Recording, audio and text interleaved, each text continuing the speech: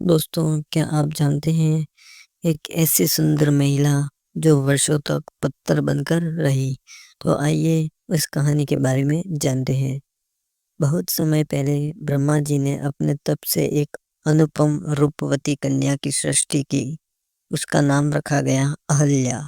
अहल्या का सौंदर्य इतना अद्वितीय था कि उसे देवता, गंधर्व और ऋषि भी उन्हें पाने की इच्छा रखते थे।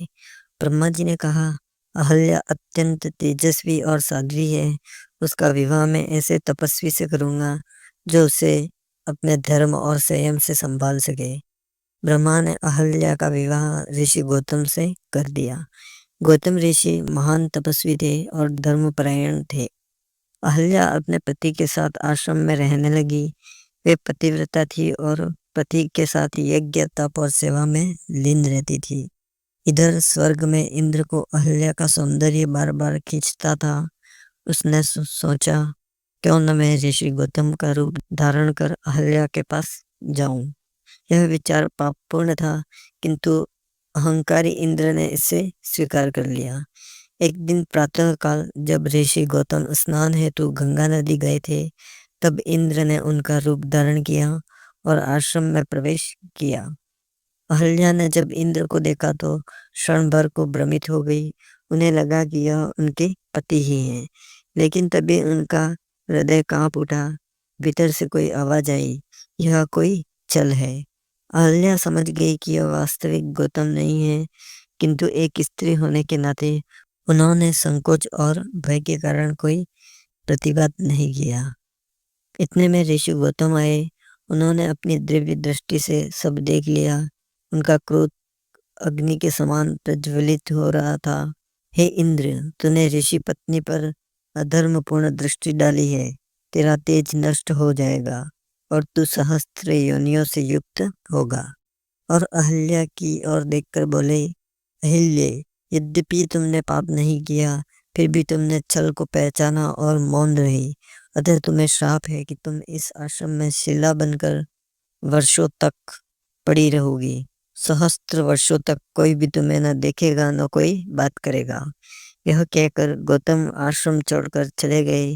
अहल्या पत्थर हो गई, युग बीत गई। ऋषि मुनि देवता सभी उनका नाम स्मृति में भूल गए। लेकिन अहल्या ने मन ही मन केवल यही प्रार्थना की, हे प्रभु, मुझे इस श्राप से तभी मुक्ति मिले जब धर्म का पुनः उत्थान हो। समय बीता, त्रेता युग आया। दशरथ नंदन राम और लक्ष्मण विश्वामित्र मुनि के साथ मिथिला की ओर जा रहे थे। रास्ते में वे गौतम मुनि के आश्रम पहुंचे। आश्रम वीरान था, परंतु एक शिला पड़ी थी जो विचित्र आभा बिखेर रही थी। विश्वामित्र ने कहा, राम, यह वही अहल्या है जिन्हें गौतम ऋषि द्वारा श्राप मिला था। विधाता ने लिखा है कि केवल तुम्हारे चरण स्पर्श से ही इनकी मुक्ति हो सकती है। राम ने श्रद्धा से उस शिला को स्पर्श किया। जैसे ही उनके चरण लगे, शिला से प्रकाश फूटा और अहल्या अपने वास्तविक स्वरूप में प्रकट हो गई, तेजस्विनी, पतिव्रता और दिव्या। अहल्या ने हाथ जोड़कर राम को धन्यवाद दिया। मैं धन्य हो गए प्रभु, आपके चरणों से मेरे पाप का कल्मश धुल गया। आज मैं पुनः अपने पतिव्रत धर्म में स्थित हूँ। तभी आकाशवाणी हुई, राम, तुम्हारे कारण अहल्या पुनः शुद्ध हुई है। यही तो तुम्हारे धरती पर अवतरण का उद्देश्य है, धर्म की स्थापना और पतितों का उद्धार करना। राम ने अहल्या को आशीर्वाद दिया और आगे बढ़ गए।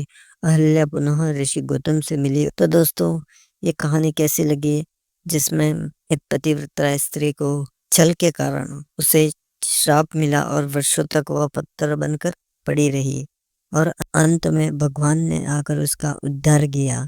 तो दोस्तों, ऐसी ही पौराणिक रोचक कहानियों के लिए हमारे चैनल को सब्सक्राइब करें, वीडियोस को लाइक करें और ज़्यादा से ज़्यादा शेयर करें। धन्यवाद।